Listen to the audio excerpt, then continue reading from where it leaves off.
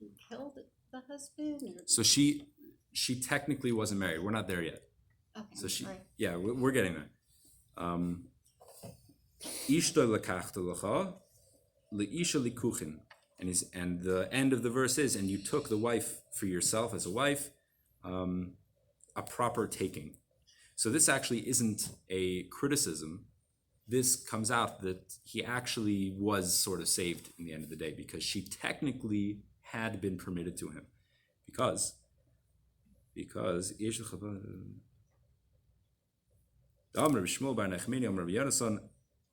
have a tradition that kol hayotze l'melchamas beis David, anyone that would go out to war during the times of King David, kosev get krisos liishto, they would write a divorce document for their wife on condition. I've forgotten about that. Shenamar, as it says, ves aseres charitze echolov ha'elad, these 10 cheeses bring out to the people, tavala sar ha'elov, bring out to the general of 1,000, ves achecha tifkoid l'shlom, and ask your brothers if they're doing okay, ves aruvasam, and bring them, or ves aruvasam tikach, and bring them aruvasam. What's aruvasam? It's not really clear what that word means. My aruvasam, the Gemara asks, what is it? Tani Rabbi Yosef, devarim hamu'uravim beino leveino, something which mixes two people together. Aruvasam comes from the word arev, which means to mix together. So between two people, what mixes them together is marriage. So bring something to them that is in regard to marriage, which is divorce documents. That's how we derive all this. And therefore we learn that really every soldier that goes out, why would they do this? They would divorce their wife on condition if they don't come back, then they won't. She won't be a guna.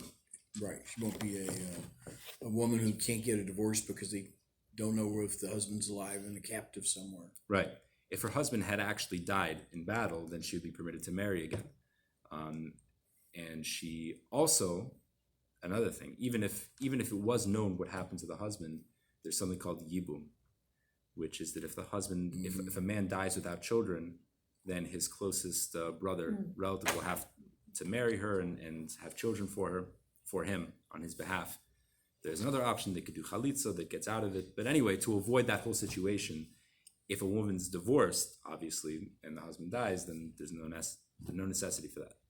So this obliviates all of that. If he gives her this divorce document and he doesn't come back, it doesn't matter. Even if he's still alive, they're divorced and she can get remarried. And even if he is dead, she won't require anything, not even yibum or chalitza or any of these technical things. Therefore, Uriah had in fact given Bathsheba a divorce document, and when he died, it came out that retroactively it was in effect from the time that he gave it to her. That's how these things work. So it did turn out retroactively that when David was with her, she in fact was divorced already. Yeah. Still, that's obviously there is fault here, and he was criticized for what he did, but don't think that he slept with a married woman. That's the Gemara's point. Also, the Gemara says that he saw from the beginning of creation they were destined to be together. This was decreed in the heavens that David and Bathsheba should be married, and they would produce King Solomon, and etc. But he could have waited.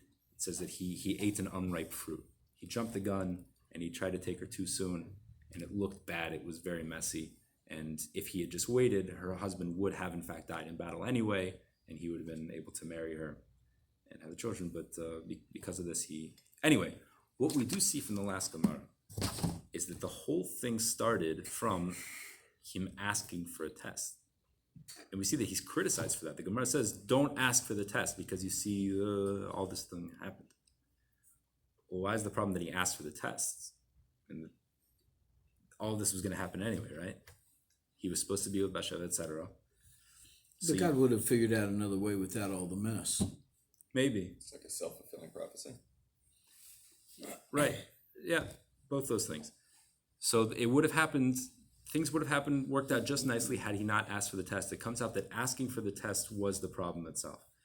There's another Gemara in Sota that says that a man is walking down a path. He has two ways to get home. One way will take him straight home, no problems, everything's fine. The other way will take him past a river with women bathing, immodest, etc. So he says, hey, what am I in the world for? To be tempted and overcome my temptation. If I go straight home, waste of time. What if I gain? I just go home. But if I go past the woman bathing and I don't look, then I'll have accomplished something. I'll have overcome myself, and here's an opportunity to overcome my desires. Sorry? That happened to me once. Did it work? Did you ever? Caught off guard. Excellent. I'm sorry, please continue. But it just means that it's real even today. It's true. Yes. Yeah. I was That's kidding. why he told us this. The difference is you didn't plan on it, right? You were caught off guard. Right. This guy, it's his plan. He wants to put himself in that situation and then overcome his base desires, and he'll have gone up a level in his spirituality. The Gemara says, if he takes the path with the women and doesn't look, then he's called a wicked man. He doesn't look. So the explanation is that there are only two options. When you put yourself in this situation, there's one of two outcomes. Either you're going to actually fail, and he'll look, that's obviously a negative outcome, or he'll succeed, and then he'll think, look at I'm me. arrogant. I knew I could do it. arrogant. You wouldn't ask for a test that you knew you would fail. Or even one that you didn't know you would fail. What do you, Because you can't predict. I mean, there's always that. sure. It's more Asking like for the he was test plotting. is an aspect of arrogance to a certain Yes. degree. Yeah. Yes. Because it shows that you're so confident in your ability to overcome Yes. it. So either you fail or you succeed, and then you fail in another trap from the very beginning, which is arrogance. There's no way out. There's no way out. Because even if you, anytime you're setting up the game and then you're going to go into the game and succeed, that's null and voids everything. That's right. So there are those that say that, and this is very fundamental, that Adam, the first man, and Eve together, they made a very conscious decision to eat from that tree. They knew exactly what was going to happen, and they did it on purpose. How hard was it? God said, there's one thing, don't do it. And it was like an hour after their creation. And it pretty much all went downhill from there. One thing not to do. They did not have an internal drive to do evil at that point. The Yetzer Hara, the evil inclination, was something external. It existed. It was manifest in the serpent.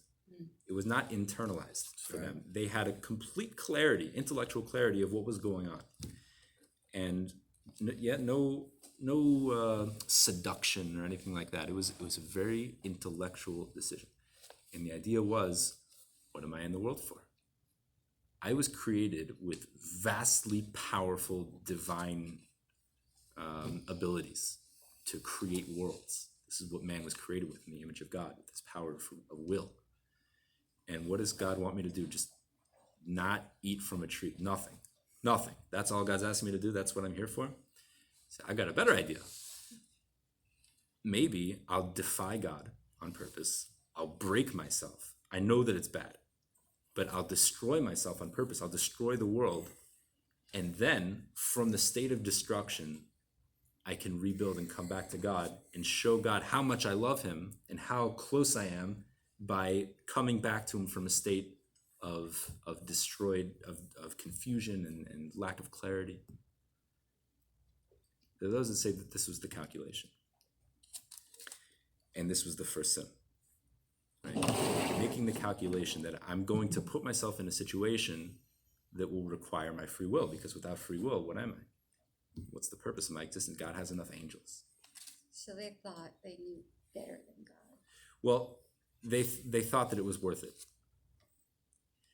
Or they thought that this was part of the plan. Yeah, because after he did it, when he was caught, he said, "She made me do it." Instead of just saying, "Oh, I'm sorry, it'll never happen again," God probably would have forgiven him, Right. and let them stay. Also true, right? That was the next sin. The lack of gratitude for the wife and trying to blame it on someone else. But this was the original problem. Now, what should he have done? It's a very compelling argument, right? You're created. Teshuva. No, before when God put him in the garden and said, just don't do anything. I'm supposed nothing. You created me as almost a god, and I'm supposed to do nothing. What about my free will? What's that for? It's a very compelling argument. What was he supposed to do? You're supposed to tend the Wait garden. for rain and start growing things. Yeah. Well, if he and- was uncertain, he should have just asked God. It's not like they didn't. Well, God would have said, he doesn't need any more information from God. God would have said, don't eat from the tree. That's what he told him first, right? Yeah. Don't you listening? Right. So, If it were me, I would have eaten from the tree of eternal life at that point. He said that was permitted. yeah, hindsight 2020, I guess. 2020, right. 2020 hindsight, that's always. So what he should have done was absolutely nothing. Yeah, that's what he should have done. And what he failed to realize is that the highest level of free will is to not use it. And it's very counterintuitive because it feels like suicide. It feels like giving up who you are, because who you are is really your free will. Everything else about you, how you grew up, the language that you speak, how you look, that was all given to you. The only thing that's actually you is what you do with your decisions.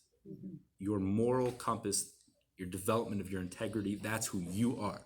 If you give up your free will, if I put a button on the table right now, so anyone that presses this button, you will lose your free will for the rest of your life. You'll do everything perfectly like an angel. Is it really tempting to press that button? Yeah. I think it's tempting. Maybe for some people, but for many of us, it'd be very difficult because that's who I am. I'm just gonna be a robot. It's very scary because it feels like suicide. It feels like giving up who you really are. And even though that's true, the highest level, we need to understand the highest level is, you gave me free will, I'm going to choose to not use it. And that's also a use of the free will, right? I'm going to choose, pressing that button is in itself an act of free will. I am choosing to give it up. I am choosing to place myself in a situation where I won't need to be challenged. A true righteous person says, just don't let me destroy your world. I just want to do the right thing, no matter how it works. If we make those decisions, we put ourselves in situations where we won't need to be tested. Like in AA, they say if you don't want to get hit by the train, you don't play on the tracks. You don't go hang out in bars and then work on yourself and not drink. Right? It's very stupid to do that. You don't go to the bar in the first place. You live your life in a safe way. You know, you're worried about challenges. You're worried about how am I going to have opportunities to grow. Don't worry, Hashem's going to give you plenty of opportunities, right? But you don't ask for it yourself, because then you fall into one or two traps. Either you fail or you become arrogant because you chose it for yourself. And this was David's opportunity. It was right here. David said, we say in our prayers, the God of Abraham, the God of Isaac, the God of Jacob. Why don't we say the God of David? What's missing? Why am I not Mashiach yet? At that moment was the chance. That was the test. Hashem said, okay, ready? Here it is. Because I tested them, I didn't test you. Now what are you going to do? Shh, please, just don't say anything. If he shuts his mouth, he says, okay, fine. I'll just keep learning Torah and doing my thing. If he had done that, that would have fixed everything. He would have been Mashiach, the whole world would have been rectified, etc. But he opened his mouth, he made the same mistake that Adam made over again, and he said, test me. The whole thing with Bathsheba was just how it played out, but this was the real test. Is he going to ask for a test? That's our greatest, most fundamental challenge, is to put ourselves in situations where we won't need to be tested. That's the highest level of our growth, the highest level of our free will. Shalom to do that. Okay, we're about 10 minutes early, but the